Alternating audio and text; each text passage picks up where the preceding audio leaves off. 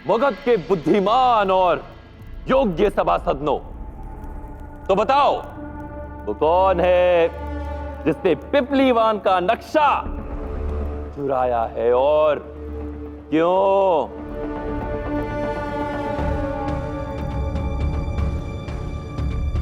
सम्राट, मुझे ज्ञात है कि आपकी दृष्टि में मेरा परामर्श कोई मूल्य नहीं रखता। इस बार मैंने सभी तथ्यों पर गहन चिंतन और मंथन करने के पश्चात ये जानकारी अर्जित की है कि यह कार्य आपके विश्वास पात्र का है, उस दास चंद्रगुप्त का। राधा पांडु के विचार से मैं सहमत हूं सम्राट। ज्येष्ठ पांडु, आप कुछ कह रहे थे। कहते रहिए, मैं सुन रहा। दास आपको भ्रमित कर रहा है सम्राट। मेरा तात्पर्य है कि वो आपके इतना निकट है कि आपके मंत्रीगण ना उसके कार्यों पर दृष्टि रख पा रहे हैं और ना ही आपको उचित परामर्श दे पा रहे हैं, और इसीलिए पग पग पर उसके दुस्साहस को अनदेखा किया जाता है। उसे दंड देने के स्थान पर उसे क्षमा के साथ साथ पदोन्नति दी जाती है। उसे आपकी दया की नहीं, दंड की आवश्यकता है, मृत्यु दंड की।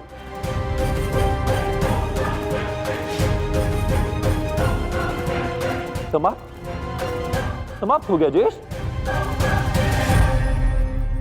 मुझे तो लगा था आपकी कुंठा और द्वेष का ये पुराण कभी खत्म ही नहीं होगा। सम्राट, मैं मौन रहिए ज्येष्ठ। मुझे तो खेद होता है कि आप मगध सम्राट के ज्येष्ठ भ्राता हैं। आप तो खुलकर यह भी नहीं कह सकते कि आप उस बालक से द्वेष रखते हैं और उससे प्रतिकार लेना चाहते हैं। एक उंगली क्या कटी, ये सारी की सारी उंगली उसकी ओर उठा रहे हैं। आप यूं ही चलते रहिए और वो दास नए नए और अस्वाभाविक कार्य कर मुझे मनोरंजित करता रहेगा। कभी वो मेरी स्वर्ण प्रतिमा का शीश मुझे लौटाता है, कभी वो हीरा चुराता है। सम्राट, आपका मूल्यवान हीरा उसने नहीं, मैंने चुराया है। कभी सिंह के मुख से जीत छीन लाता है।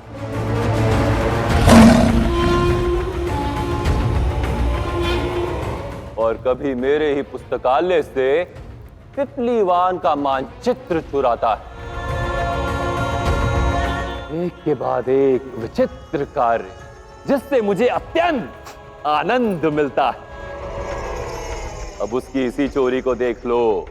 यदि उसने पिपलीवान का नक्शा चुराया है तो यह प्रश्न उठता है कि वो पिपलीवान क्यों जाना चाहता है, और क्या वो कार्य कर पाएगा जो आज तक कभी किसी ने नहीं किया। क्या वो दुर्गम और कठिन मार्ग को पार कर पिपलीवान जीवित पहुंच पाएगा?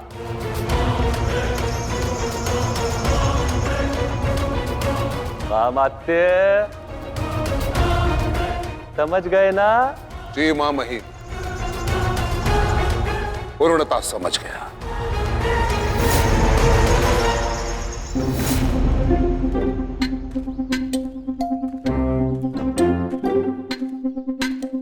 हाँ, उस खुली शिका वाले ब्राह्मण जैसे मूर्खों के लिए सत्य में ये वन दुर्गम और भयावह है।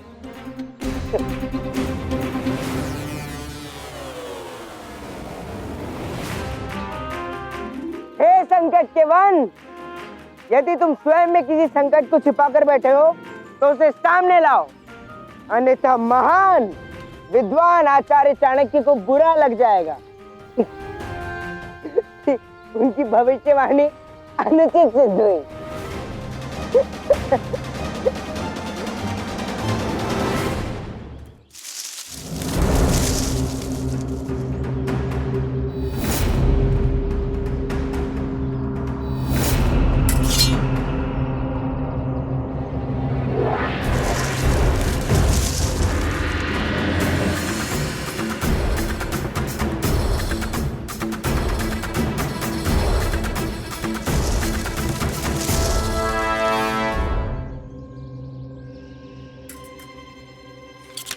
अरे अरे कितना भयावह जीव है। तो ये है उस खुली शिका वाले ब्राह्मण का नरभक्षी जीव। यदि तुम जैसे यहाँ और भी हो ना, उन सबसे जाकर कहना कि मैं यहाँ उपस्थित हूँ। और हाँ, यदि तुमको वो खुली शिका वाला कुटिल ब्राह्मण मिले ना, तो उससे अपनी जान बचाकर भाग लेना। वो इस दुनिया का सबसे घातक प्राणी है।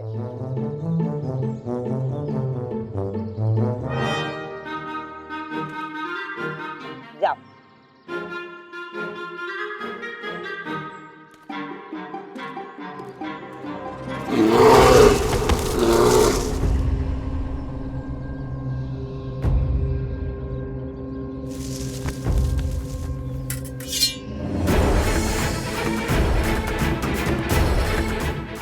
चंद्र, तुझे पिपलीवन और अपनी माँ की सत्य के विषय में जानना है,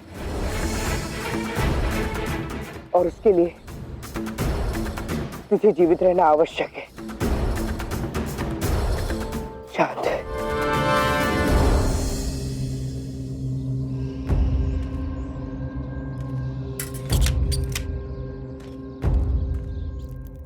तुम दोनों मगध के सर्वश्रेष्ठ गुप्तचर हो, इसीलिए कठिन कार्य मैंने तुम्हें सौंपा है। सम्राट की इच्छा है कि पीपली वंश संसार से अज्ञात रहे, परंतु वो दास उस मार्ग पे चल पड़ा है।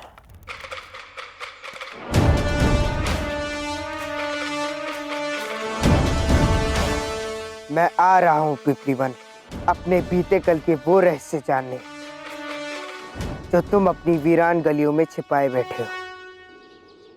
पीपली वन पे दृष्टि डालकर उसने सम्राट की गरिमा को, उनके वैभव को, उनके शक्ति को ललकारा है, चुनौती दी है, और मैं ऐसा कदापि नहीं होने दूंगा। 12 वर्षों से वो स्थान दुर्गम है। ये स्थिति तब तक ऐसी चलती रहेगी जब तक पीपली वन का समूल नाश नहीं हो जाता।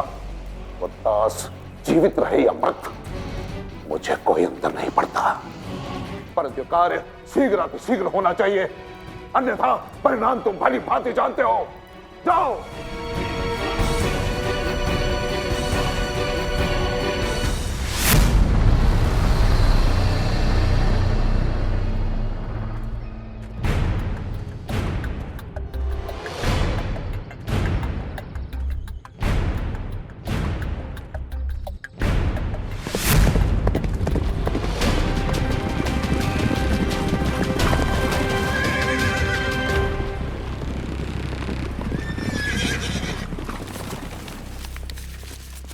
अश्वध्वनि, वो भी इस मार्ग पर?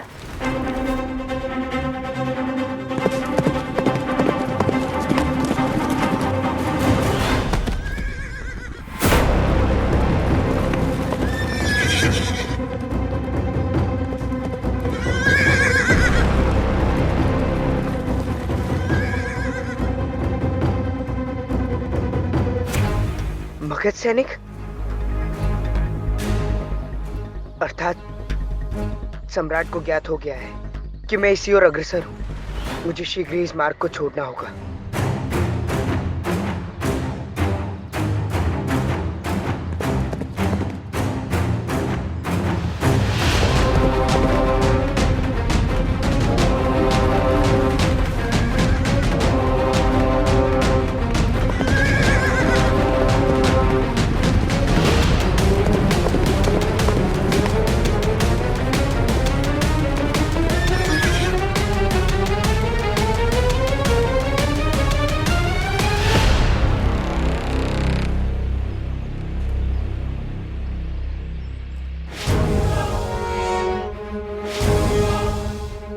एक बात का विशेष ध्यान रखना, अपने लक्ष्य पर पहुंचने की शीघ्रता में छोटा मार्ग मत चुनना। वो मार्ग सुरक्षित नहीं, उस मार्ग में नरभक्षी जीव भी हो सकते हैं। क्या ये वही वन मार्ग है?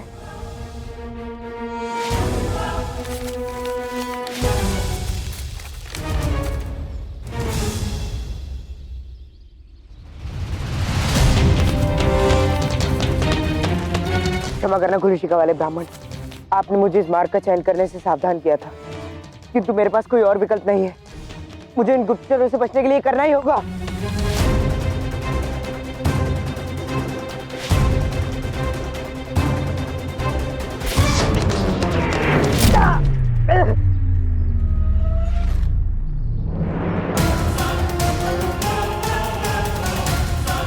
अब हमारी यहाँ कोई आवश्यकता नहीं है। इस दास ने इस मार्ग का चयन कर अपनी मृत्यु को स्वयं निश्चित किया है। चलो चलकर ये शुभ समाचार अमात्य को देते हैं कि ये दास अब कभी पिपली वन नहीं पहुंच पाएगा। चलो।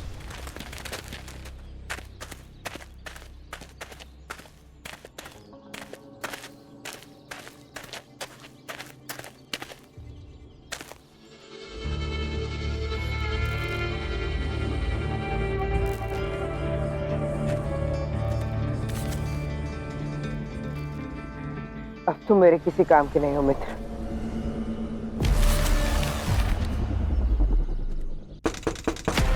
आचार्य,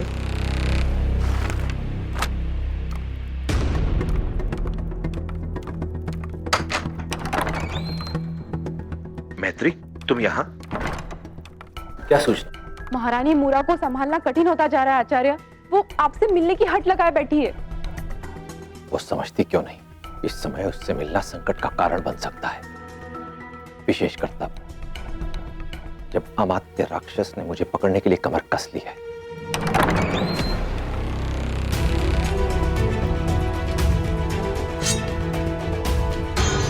सावधान! कौन हो तुम?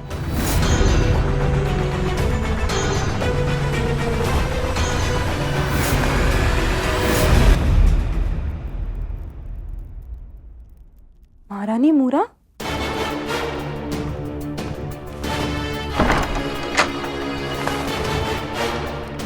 आपको यहां नहीं आना चाहिए था। आपका यहां आना संकट का कारण बन सकता है। जिसके पुत्र का जीवन संकट में हो, उस मां के लिए कोई संकट मोल नहीं रखता आचार्य। क्यों किया आपने ऐसा? ये जानते हुए भी कि पीपलीवान और उसके मार्ग में भयंकर संकट है, क्यों भेजा आपने चंद्र को वहां? अब तो धनानंद को भी पता चल गया है कि चंद्रगुप्त वहां गया है और उसने उसके पीछे भयंकर हत्यारे भेजे हैं। आप जानते हैं ना, जिस मार्ग पर चंद्र निकला है, उस मार्ग से आज तक कोई जीवित नहीं लौटा। जानता, किंतु यदि उसे अखंड भारत का भावी सम्राट बनना है तो उसे वहां से विजयी होकर लौटना ही होगा। अपने मातृत्व की सोच को इतना संकुचित ना करें देवी कि उसमें चंद्रगुप्त आपको केवल अपना पुत्र दिखाई दे। भारत देश की धरोहर है वो, इस समस्त मातृभूमि का भावी रक्षक। इसलिए एक बात भली भांति समझ लें, अखंड भारत का भावी सम्राट बनने की जिस महायात्रा पर चंद्रगुप्त निकल पड़ा है, उसमें उसके समक्ष और भी विषम परिस्थितियां और भी संकट आएंगे। और यदि उन सभी संकटों के अंधकार को चीर पाया, तभी भारत के आकाश पर प्रकाश बिखेर पाएगा आपका चंद्रगुप्त। चंद्रगुप्त को इस यात्रा में अन्य कई अवरोध, अन्य कई बाधाएं आएंगी जिन्हें उसे स्वयं ही पार करना होगा, वो भी अकेले। अकेले? अर्थात आप इसमें उसकी कोई सहायता नहीं करेंगे? जिसे पग पग पर मेरी सहायता की आवश्यकता पड़े, अखंड भारत का भावी सम्राट बनना उसकी नियति में ही नहीं है। यह चंद्रगुप्त की अग्नि परीक्षा है देवी। इस मार्ग में उसके समक्ष कई कठिनाइयां, कई अवरोध आएंगे और प्रत्येक संकट का समाधान उसे स्वयं अपने सामर्थ्य से ही करना होगा। मैं इसमें उसकी कोई सहायता नहीं करूंगा और ना ही आपको करने दूंगा।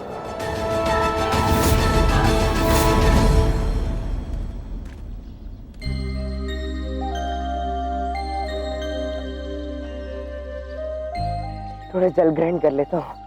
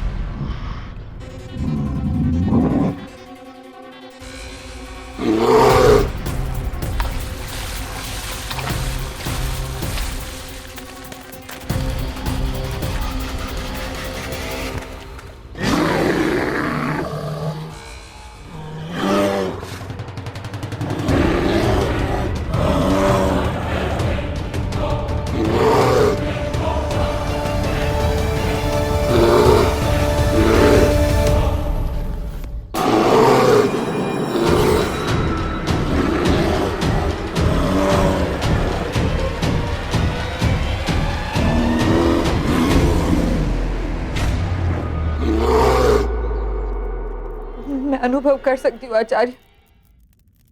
मेरे चंद्र के प्राण संकट में है।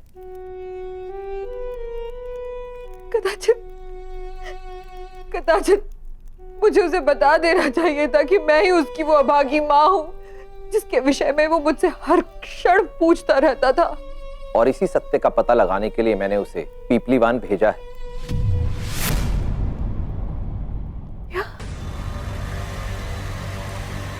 परंतु क्यों?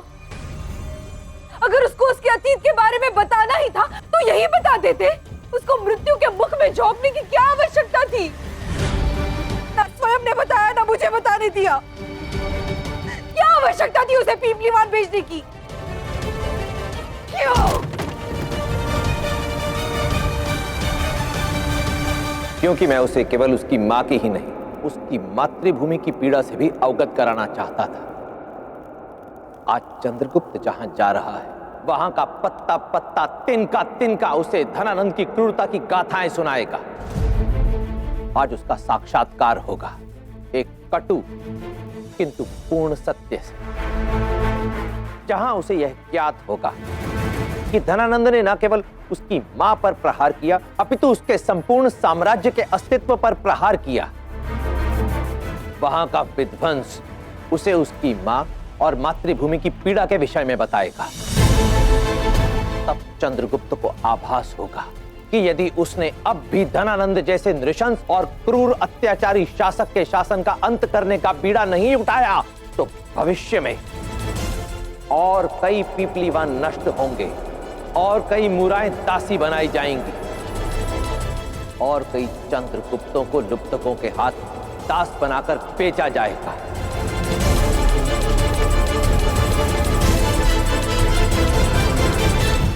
हाँ, मैंने उसे अकेले जाने दिया क्योंकि स्वयं से भेंट एकांत में ही होती है, किसी अन्य की उपस्थिति में नहीं। आप बहुत निर्दयी है आचार्य। लोहे पर प्रहार करके उसे तलवार बनाने वाले कारीगर को पहले उसे अग्नि में तपाना होता है, उसके बाद निर्ममता से निरंतर लोहे पर प्रहार करना होता है, तब जाकर बनती है तलवार। यदि धनानंद जैसे नृशंस शासक के शासन को समाप्त करना है तो चंद्रगुप्त को एक तलवार बनाना होगा और चंद्रगुप्त को तलवार बनाने के लिए मैं निर्दयी लोहार बनना स्वीकार करता हूं। पीपलीवान की माटी में चंद्रगुप्त को अबोध बालकों का रुदन, असहाय स्त्रियों की चित्कार और वृद्ध जनों के अवशेष मिलेंगे। वहां की वायु में उसे सहस्त्रों निर्दोषों, सैकड़ों सैनिकों के रक्त की गंध मिलेगी और जब उसी रक्त के गर्म छींटे उसके शरीर पर पड़ेंगे तो ये अनुभव उसके अंतर्मन को झकझोर कर रख देगा।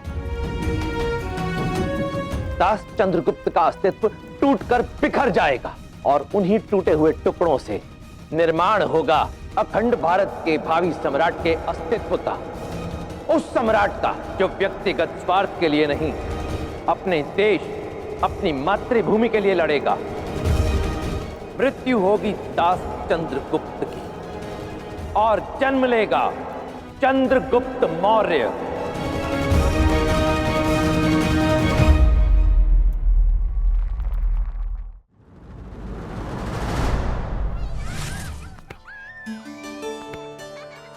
ये सत्य है कि जीवन में मित्रों का साथ आनंद बढ़ाता है,